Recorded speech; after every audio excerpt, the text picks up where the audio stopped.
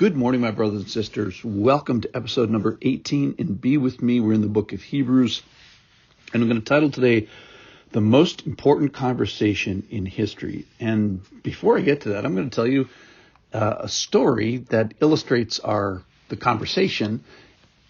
So earlier this summer, I watched a young relative suffer in the hospital. So he had appendicitis, and he didn't do anything to cause it. It was, what causes appendicitis? As far as doctors know, it's just the fall. He was totally blameless.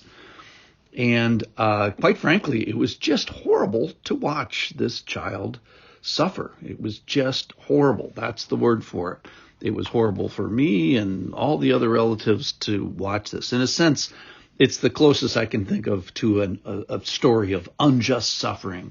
And in a sense, I tasted what we're going to talk about today, which is the father watching a son suffer and the most unjust suffering. Now, the difference is that I was not able to save him from that, my grandson. I was not able to save him from that suffering.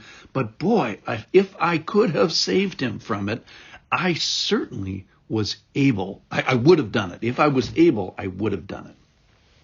Okay, so now let's take our hospital story there, unjust suffering, and let's put it into a conversation between the father and the son. So would you choose your son or someone in your family to suffer, someone in your Godhead intimacy trinity? Would you trade their life, their suffering for a bunch of knuckleheads? That's one of the amazing things about the story. So, I don't understand the Trinity perfectly, and of course, neither do you. But we know it's this 3-in-1. We have Father, Son, and Spirit. And would you choose a son for substitution for knuckleheads? Most people would say no. The Godhead says yes. And in a sense, if you think about the Trinity, if you just think about it like a big lump of clay, and I know we divide up the clay, in thirds or something like that. But the point is, it's a part of himself. The Father and the Son are one. And would you choose a part of yourself as a substitution for knuckleheads? So in a sense, I think that God, in a Trinitarian unity sense, in a sense, offered himself on the cross. I'm not trying to apostatize. But suffered the pain, or worse, watched the suffering of the pain of his child, of his Jesus, of a part of his family. So in the Trinity, these names, Father, Son, and Spirit, are used to help communicate these profound relationships. And probably the words don't go deep enough. Let's go with family. And the thing about this is the Father has the ability. So our official verse today is from Hebrews chapter 5, verse 7. In the days of his flesh, Jesus offered up prayers and supplications with loud cries and tears to him who was able to save him from death. And Jesus was heard because of his reverence. But then here's the part that the verse doesn't say. The Father says no.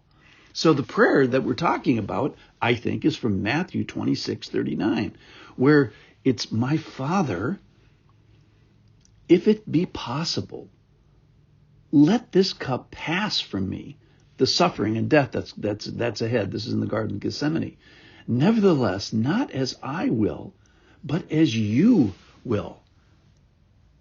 And so the Father listens to this. The Son is absolutely 100% heard. And then the Father has to make this decision in this conversation. Am I going to grant your request, or I'm going to allow the suffering of my Son? And remember, this is for knuckleheads. So the Father was able to. This verse says the Father was able to save him from death. The Father was able and chose not to save him. He chose more suffering. He's already suffered some in the Garden of Gethsemane, but the worst was yet to come. So why? You have to go to the John 3:16. For God so loved who? The world, knuckleheads, that he gave. So he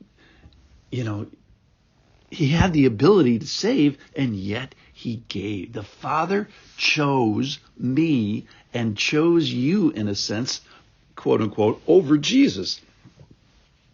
He chose not to save his Son from suffering and death, not to save himself from suffering and death, to give us salvation. So this is substitutionary salvation. So he substituted a son, a perfect son, in the most unjust suffering in the history of the world, took a third of the Trinity and allowed suffering and death to allow knuckleheads to be free from suffering and death. So this conversation, quote unquote, between the Father and the Son, where the Father essentially says no to the Son, and the Father says yes to his suffering, yes to his Son's suffering, gives a part of himself, gives a part of his family to save the world. So, remember, of all the unjust suffering in human history, this was the most unjust. The Father giving his Son and having the ability to save him and willing to do this. So this most important conversation in history affects us. We get salvation. The knuckleheads get salvation because the Father, who was able to save Jesus, decides not to save Jesus and allows him to go through the suffering as a substitutionary sacrifice. So I was thinking about the response. I always like to finish the podcast, and I was thinking just the word thanks. Thanks be to God and thanks be to the Son and the Spirit. It just does not seem enough. Like, hey, a little tip of the hat and thank you to God for this, ability to save him and choosing not to, so that he chooses us. The thanks does not seem enough. You have to go into the worship category. You have to go into the wow category, the awe category, where we are silenced and we put our hands over our mouth, or maybe bow. We have to bow for this conversation. Thanks for listening.